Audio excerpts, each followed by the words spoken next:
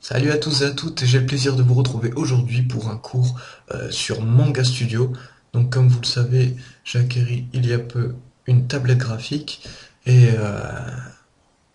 donc j'ai commencé le dessin sur tablette, sur ordinateur et avec ce logiciel Manga Studio. Donc comme vous pouvez le voir, j'ai fait un dessin qui m'a pris pas mal de temps, donc une création, hein, pas de recopiage. Et je vais m'en servir comme modèle de base pour vous apprendre à colorer votre dessin sur ce logiciel.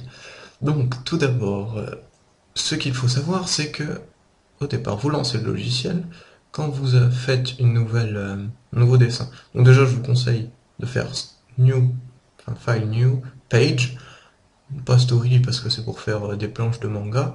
Vous avez besoin que d'une page pour faire votre dessin. Là, les options de la page s'affichent donc à l'écran. Alors, je vous conseille 600 dpi, c'est bien pour les pages de manga aussi ou noir et blanc.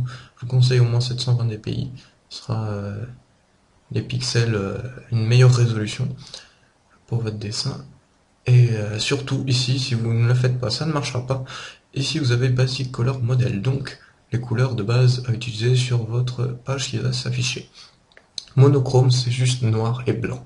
Si vous voulez faire un dessin noir et blanc, vous faites comme ceci, monochrome, vous changez rien par défaut et c'est bon. Si vous voulez faire color, donc vous mettez en 720 dpi ici, et vous faites ici color. Voilà. Là, vous changez rien, B4, vous pouvez changer ici, ça c'est le format d'une page de manga, donc ce sera un peu petit si vous voulez agrandir.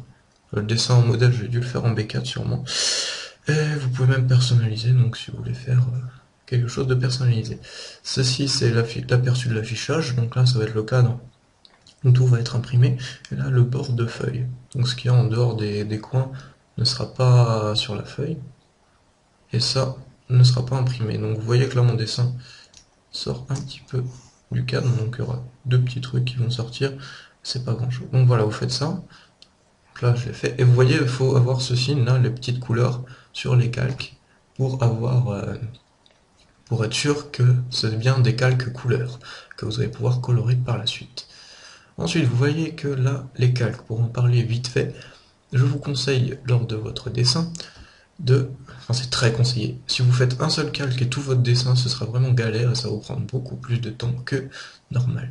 Donc, pour se simplifier la vie, vous voyez que j'ai renommé mes calques avec tous les éléments principaux de mon dessin. Donc la chaussure, vous voyez, j'ai une chaussure sur le dessin qui apparaît ici. Si je fais ça, qu'est-ce qui se passe? Hop, la chaussure disparaît. Ici, le petit œil, c'est pour cacher ce que vous avez fait sur ce calque. Le nouveau calque est affiché ici, vous en faites un nouveau, c'est là. Vous renommez, par exemple, guitare, quand j'avais fait, color, vous vérifiez bien, bon, ça y est. Et voilà, donc vous en faites un nouveau pour chaque élément qui est susceptible de vous poser problème. Par exemple, les cheveux et le visage, c'est très conseillé de les séparer comme ça. Vous voyez, par exemple, là, bon, je ne le ferai pas parce que j'ai envie que ça passe à travers. Si vous avez un élément du visage qui passe à travers les cheveux, et que vous avez fait deux calques différents, vous pourrez effacer sur le calque visage sans effacer le calque de cheveux par-dessus, qui pourra vous simplifier grandement les choses. Là, vous voyez, les mains disparaissent, la guitare disparaît. Vous voyez, c'est vraiment... Puis si le résultat vous plaît pas, par exemple, la guitare ne me plaisait pas, tac, je le supprime et j'en fais une nouvelle. Donc c'est surtout pour ça. Ensuite, donc, je vais vous montrer vite fait à quoi ça peut ressembler avant de commencer. Voilà un linéart d'un dessin de Hiro Mashima, le créateur de Fairy Tail, que j'ai fait et que j'ai colorié, qui n'était pas coloré au départ. Donc vous voyez ce que ça peut donner. C'est un petit exemple, donc, et toutes les layers. Donc les calques, j'en ai pas fait beaucoup moins que l'autre. Et là après, vous voyez, il y a toutes les couleurs. Hop, couleur du gant, couleur des yeux, couleur des cheveux. Vous voyez que j'ai mis deux calques de couleurs sur les cheveux, je vais vous montrer pourquoi. Hop, donc on va commencer très rapidement par, je pense, la peau, les yeux, puis les cheveux. On va voir ça. Alors je vous conseille, vous voyez, là ça fait peut-être un peu peur, tous ces outils, mais ça c'est pour le dessin noir et blanc. Pour les couleurs, je vous conseille d'ouvrir ce que vous aurez dès le départ, que je vais fermer, le Beginner Assistant, où toutes les couleurs prédéfinies sont ici. Donc très pratique. Alors, pour commencer, on va choisir une couleur de peau, donc là j'en ai déjà une présélectionnée, pardon, et je pense prendre ça, il faut... attendez, Ouais, vous prenez le marqueur là, ici, Magic Marker, ou ici, il est là aussi. Voilà, une couleur de peau. Et vous avez ici la taille. Je l'ai aussi, donc je vais l'enlever là, cette fenêtre. Vous voyez, là, plus ou moins gros. Vous pouvez aussi l'augmenter là, de ce côté. Et vous voyez que là, je fais ah, mais là, que se passe-t-il? Vous voyez, ça efface les traits de mon dessin. Donc, très simplement, je vais vous montrer comment enrayer ce petit problème. Donc, on va faire un nouveau calque. Couleur. Donc, on va faire couleur peau. Mince. Couleur peau. Tac. Donc voilà, vous avez un calque juste pour la couleur de la peau. Et ce calque va venir, vous le prenez et vous le glissez en dessous de tous vos calques.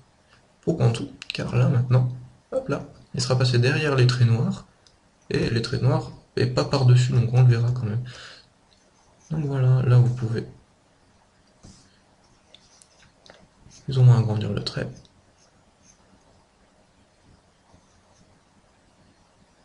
Je trouve que la couleur est un peu trop... On CTRL Z hein, pour... Voilà, je préfère cette couleur. Donc Manga Studio n'est pas le meilleur, je trouve, pour colorer, même s'il est très bien. J'ai un autre logiciel, Pen Toolsai, qui est beaucoup mieux pour la couleur, je trouve, mais qui est un peu plus complexe et je ne maîtrise pas encore très bien. Je vous ferai peut-être un tuto aussi sur celui-là. Parce que Manga Studio colore, mais colore de façon animée, quoi, vraiment brute. Que ce soit au niveau des ombres et tout. Alors que Pen Toolsai est un logiciel très sympathique qui permet aussi de faire du speed painting, donc carrément d'avoir un effet de peinture et d'avoir des effets beaucoup plus beaux sur la couleur, beaucoup moins brut que ce que nous avons avec Manga Studio. Voilà, donc là, on fait très vite fait. Vous pouvez déborder, hein, après vous avez la gomme. Gros avantage aussi du dessin sur PC. Puis vous pouvez passer par-dessus avec un autre. Donc là, je vais accélérer un peu. Sinon, la vidéo va durer 3 heures et c'est pas intéressant pour vous, donc je vous retrouve tout de suite après la colorisation terminée.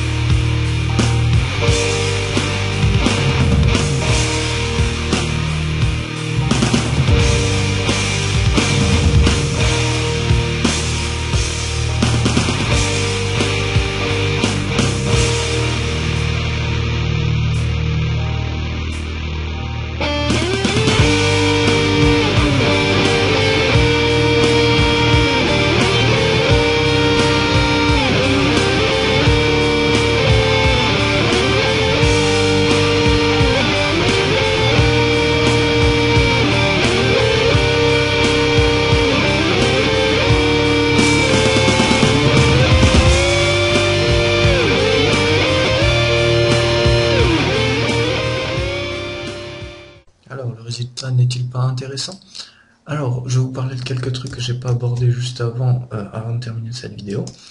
Donc, pour le choix des couleurs, il y a dans le Beginner Assistant ici plein de couleurs déjà présélectionnées. Vous n'allez sûrement pas trouver toutes les couleurs que vous recherchez, bien évidemment. Donc, si vous cherchez une couleur de peau, par exemple, vous l'avez là, mais je vous conseille d'aller dans Color Détail. Vous voyez, vous ouvrez cet onglet, et là vous avez plus ou moins foncé, et là vous avez toute la palette de couleurs à l'infini, donc vous pouvez choisir vraiment la nuance parfaite que vous souhaitez donner à votre dessin et à la couleur que vous avez choisie. Pour l'ombre, vous voyez que le plus simple, vous prenez la couleur, tac, et vous la sombrissez. C'est qui reste encore plus simple. Vous prenez dans cette barre là et vous descendez, donc vous voyez que c'est de plus en plus sombre jusqu'à atteindre le noir. Celle-là, vous ne la touchez pas, c'est la transparence, là vous cherchez. Vous pouvez un peu monter. Je vous conseille de jouer sur cette barre, pardon, pour trouver une nuance de votre couleur un peu plus foncée.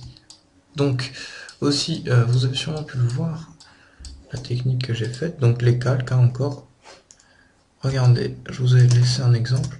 Les ombres, vous pouvez les faire très à l'arrache, vous voyez approximativement, que j'ai pas fait très finement, et vous voyez que ce que je fais, moi, c'est je prends la gomme, avec une épaisseur pas énorme, et j'affine un peu le contour. Ça fasse moins brut. Vous voyez, même là, ça déborde, c'est tout moche. Et là, vous voyez qu'on affine. Ça peut vraiment faire la différence. Je l'ai fait quasiment sur tout le dessin, en accéléré, on doit le voir quand même un petit peu. Donc à chaque fois, les ombres, j'essaie de les affiner avec la gomme. C'est une petite astuce que je vous donne. Donc les ombres, hein, n'oubliez pas de les placer aux endroits les plus probables. Vous voyez, les mèches, c'est un peu plus dur, ça, je pense, pour placer les ombres, surtout avec une coupe de cheveux que j'ai choisie, là, assez dure.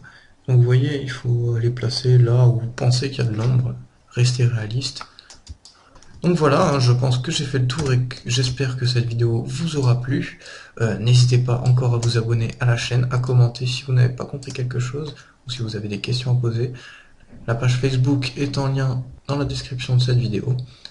Je vous invite à y faire un tour. Et sur ce, salut à tous.